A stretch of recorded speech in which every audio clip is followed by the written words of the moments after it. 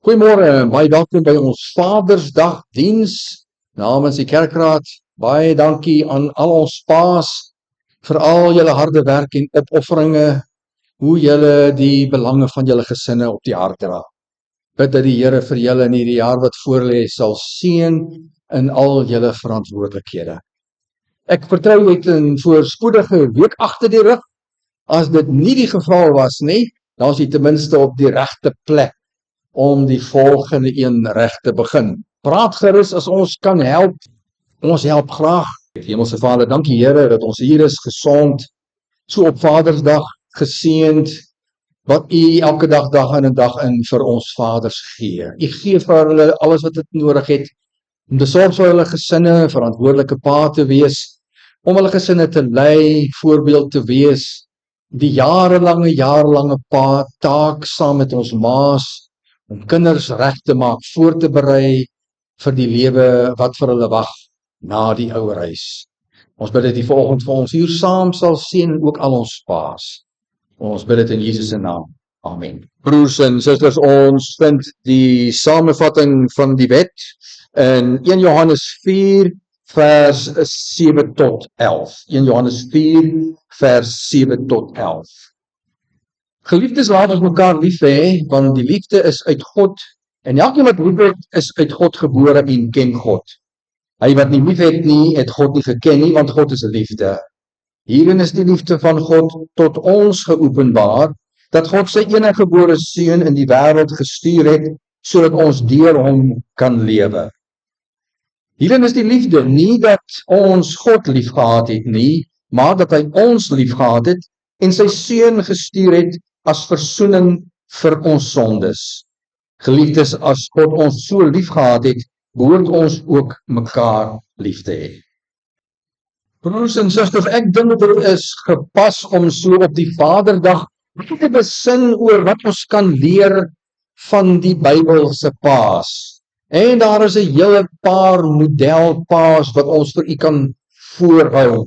Voorbeeldpaas. Ek dink ook so aan Josef en aan Job en aan Abraham. Maar ek dink sonder twyfel die top pa in die Bybel is niemand anders nie as God die Vader. Wat maak van God die Vader 'n goeie voorbeeld as 'n pa? Wat kan ons leer oor die Bybelse verhaal dan oor God die Vader as Vader? Sy vaderskap. En dan moet ek vir u sê, daar is soveel as jy gaan begin soek.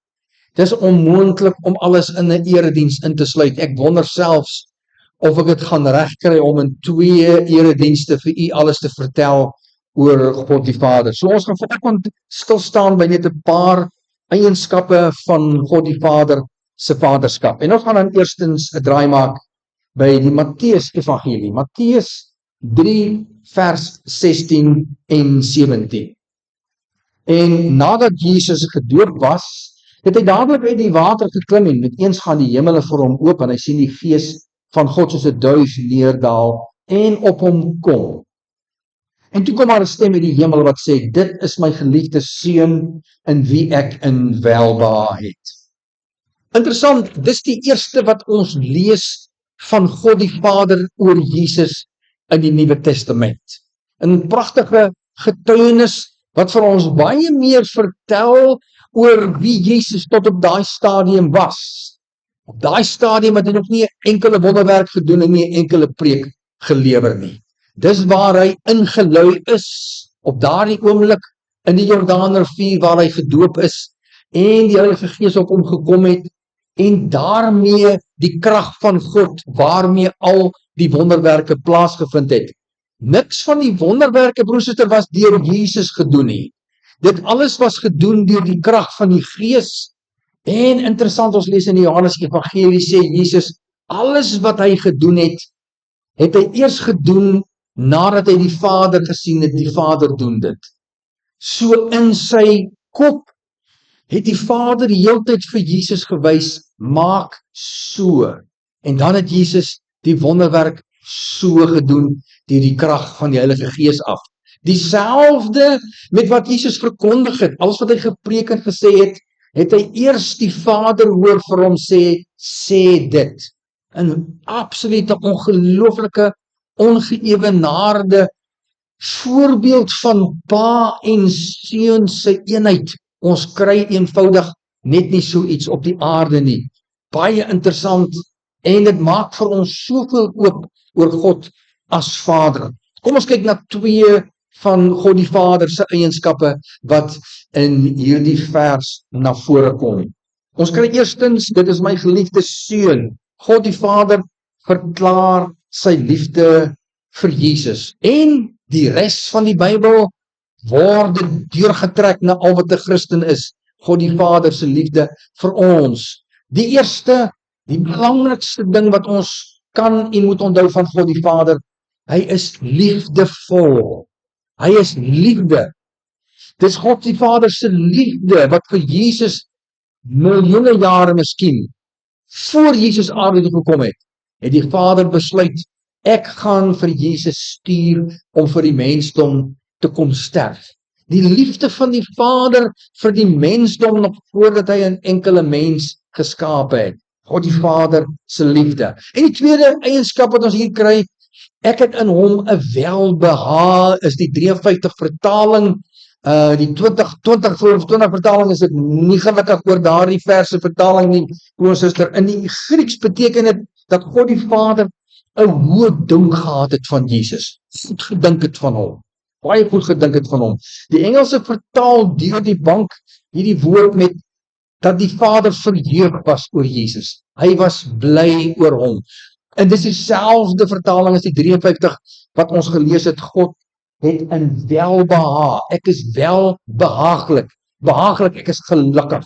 Hy was baie gelukkig gewees oor Jesus.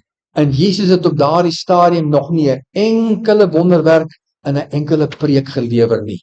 Hoe Jesus gelewe het tot op daardie stadium, hy was so, ons raai, 31, 32, 33 jaar oud. Maar dit was 32, 33 jaar oud van absolute slyding en pyn soos ons nie kan voorstel nie. Onthou, Jesus was deur sy hele lewe sondeloos. Anders kon hy as die lam van God nie vir ons sondes kon betaal nie. Dink 'n bietjie as jy in jou kinderjare gedurig vir jouself sê, ek mag nie sondig nie. Ek mag nie sondig nie. En ek dink dit is 'n groot rede hoekom die Vader daardie woorde geuiter het teenoor Jesus, sodat dit gehoor is deur hom. Om vir hom te sê, ek sien alles wat jy opoffer en wat jy betaal om te kon sterf vir die mensdom vasgevang in sy sonde. Dan is ons by Matteus 'n paar hoofstukke verder, hoofstuk 6 verse 7 tot 8. Wanneer julle bid, moet julle nie soos die heidene in stortvloed woorde gebruik nie, want hulle dink dat hulle op grond van hulle baie woorde teenoor hulle afgode gehoor sal word. As hulle nou baie praat en lang gebede doen, dan gaan die afgod vir homself nou sê, ja, hierdie heiden is nou regtig, hy of sy bedoel nou wat hulle hier sê. Moenie soos hulle wees nie, want julle Vader weet wat julle nodig het, nog voordat julle hom vra. Nog voordat julle hom vra. Want julle Vader weet wat julle nodig het, nog voordat julle hom vra. Hoe daardie paar woorde veronderstel 'n klop. Hoe gaan die Vader weet wat ons nodig het, as hy nie gedurig bewus is van ons? As hy nie gedurig vir jou sien nie, as hy nie gedurig vir jou dophou nie. Dis die enigste manier hoe hy kan sien, jy het nuwe sokkies nodig. Jy het nie genoeg klere nie. Jy het dit en jy dat nodig. So die Here is gedurig besig om te sien wat ons doen. Daardeur kom die Vader agter en sien hy wat ons als nodig het. Nie net wat ons nodig het nie, maar wanneer ons dit nodig het. Ons het 'n lysie wat ons maak wanneer ons sekere dinge koop op 'n sekere tyd. En ek weet nie van julle nie, ons gaan dan so keer en keer, nou en dan gaan 'n mens na een van die stede toe, Kimberley, om daai lang lysie van wat jy nie hier kry nie, daar aan te skaf. Die Vader hou ook 'n lysie vir ons, maar nie net om te onthou op 'n sekere tyd. Hierdie tyd van die maand moet ek vir my kinders A, B, C, D, E gee wat hulle nodig het nie.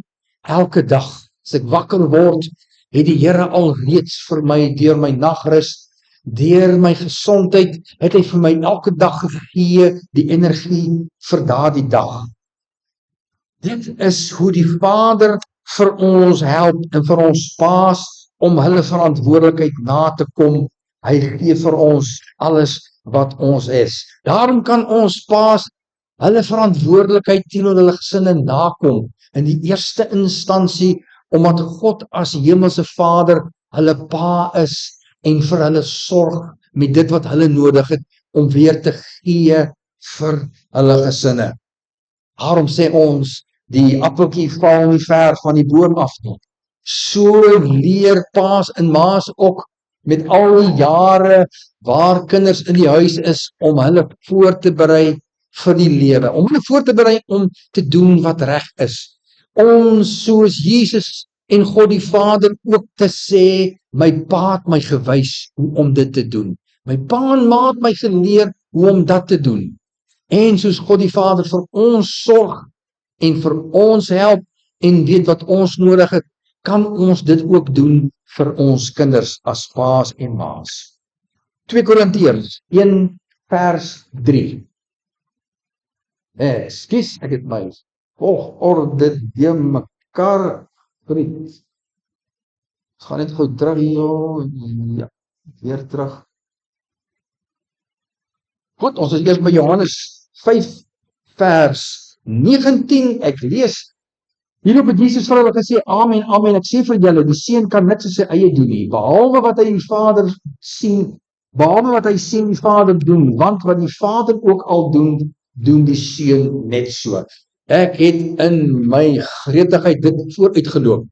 Wonderlik die eenheid tussen pa en seun, die afhanklikheid van Jesus tot sy pa, alhoewel hy ten volle God was, die rol wat so ingedeel is, die wil van God die Vader, dat ek gee nie vir jou alles om te doen nie, ek en jy is gedurig in 'n verhouding waar jy ontvang en ek gee.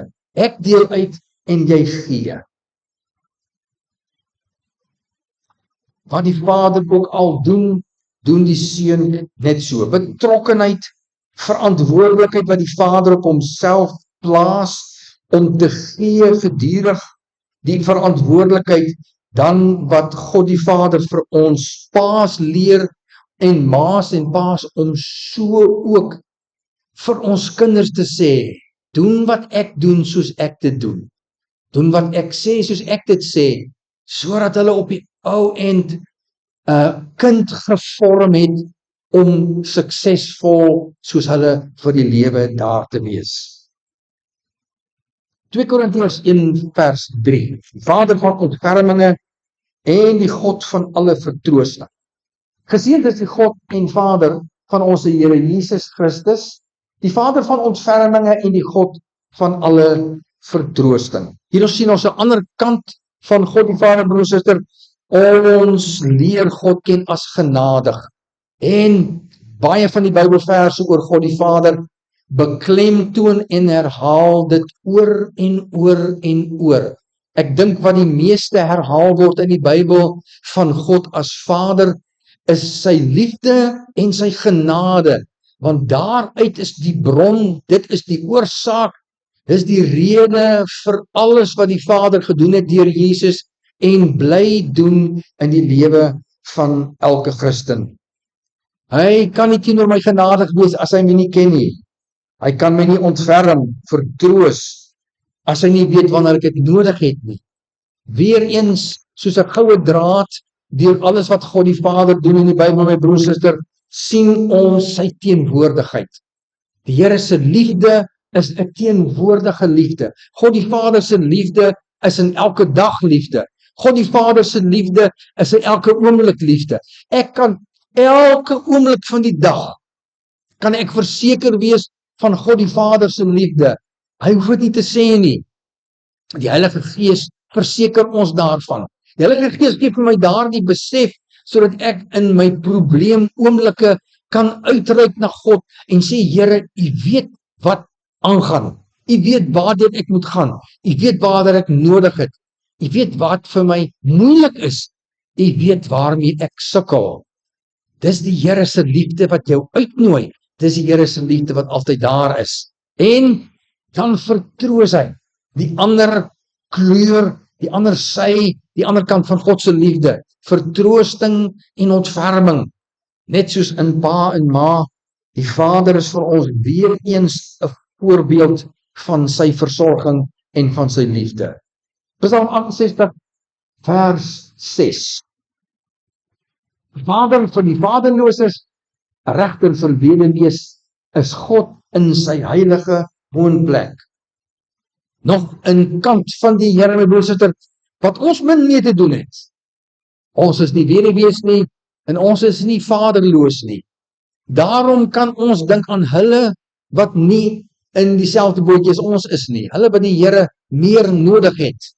Dan tree God die Vader op as 'n vader in die plek van die vaderlose se vaders. Soveel kinders wat by huise te huise is wat nie ouers het nie. Kan jy hulle verseker, die Here sal vir jou sorg soos 'n pa. En vir die weduwee wat nie 'n man het wat vir haar kan intree en haar reg beskerm nie, tree die Here op as 'n regter. Hy versorg en hy beskerm weduwees. Alles deel van God die Vader se liefde. En dan ten slotte Lukas 15 vers 20 tot 22.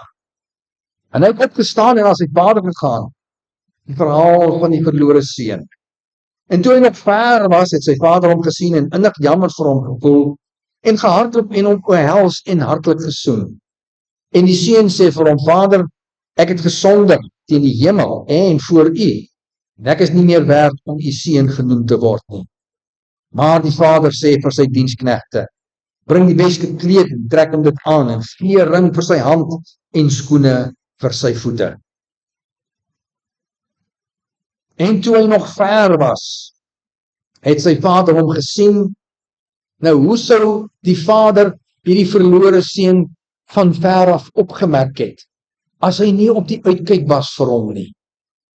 Hy bly kyk elke dag, in die verte, daar so ver as hy kan sien op die pad. Elke dag getrou het hy gewag en uitgesien na daardie verlore seun se terugkeer. Elke dag 'n oefening in 'n getuienis van vergifnis, toe hy nog ver was. En toe hardloop die pa na die seun toe. Pa het nie gewag dat seun huis toe kom nie. Hy het nie op die stoep met sy arms gevou, die seun afgewag om hom nou bietjie by te kom nie. Nee, hy het gehardloop na die seun toe. En vir die seun die eerste kontak, die eerste wat gaan gebeur, is pa wat aangehardloop kom na my toe. Wat 'n wonderlike gebaar sonder enige woorde van vergifnis. Die vader stel tentoon sy vergifnis, sy liefde wat vergewe. Dadelik van ver af kom pa aangehardloop. En hy antwoord dadelik op sy seun se woorde. Pa, ek het gesondig teen die hemel en voor U en ek is nie meer werd om U seun genoem te word nie. En wat doen die pa? Hy praat nie met seun nie. Hy praat met sy diensknegte. Hy sê van hulle moet 'n klomp dinge doen. En wat hulle doen, herstel hierdie kind as kind op 'n manier wat ons eintlik net kan besef as ons 'n destydse middeleeuse inwoner was.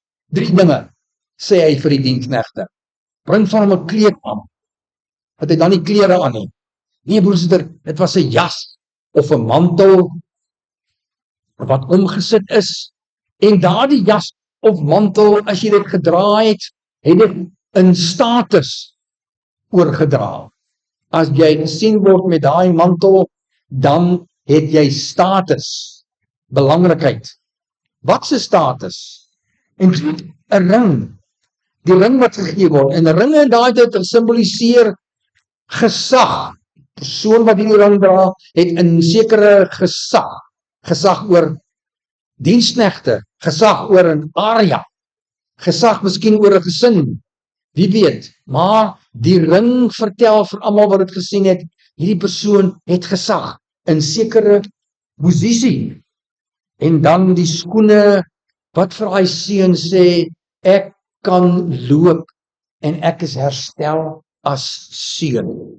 Daardie gebaar vir die seun om te sê, as jy sê, jy is nie meer werd om 'n seun te word nie, ek herstel jou voor jou en voor hierdie diensknegte van my huis en my eiendom, en dat almal dit kan sien, herstel ek as my seun ten volle. En dan die fees om vir almal te wys, die Vader se blydskap. Wat 'n wonderlike liefde vind ons nie hier uitgebeeld nie. Die Vader wat vergewe, die Vader wat al lankal vergewe het. En hoeveel mense broersuster sukkel om die Here se vergifnis te aanvaar. Hoeveel predikante gaan vir jou vertel hoe hulle te doen gehad het met iemand wat se lewe erg skeef geloop het, in die gutter beland het en op 'n manier deur die Here se genade teruggekom is, die Here ontdek het, dan sukkel hulle. Here, as jy weet wat ek in my lewe als gedoen het. As jy weet wat ek als gedoen het, hoe is dit moontlik dat jy my kan vergewe? Die Vader het al lankal vergewe. Hy vergewe al lankal. Hy vergewe voordat ons daaraan dink om te vra vir vergifnis. Is die Vader se boodskap, my seun het vir jou sonde gesterwe. My seun het vir jou sonde gesterwe. Jou sonde is vergewe. Dis nie tussen my en jou nie. Pragtig, en dan kom die Vader kom na ons toe. Hy wag nie dat ons by hom kom nie. Hy kom na ons toe in omstandighede. Om vir ons te wys hy is daar. Om vir ons te herinner, hy tog. Hoekom is jy so bevrees? Hoekom is jy so behept met voorbereidings vir dit of vir dat? Nou bring ek 'n bietjie teëspoed in jou lewe sodat ek dit kan oplos. Sodat ek vir jou kan wys, kan jy nou sien, ek is daar. Ek is daar, ek gee altyd, ek vergewe altyd. Ek herstel jou as my kind. Jy is my kind en niks kan dit wegvat nie.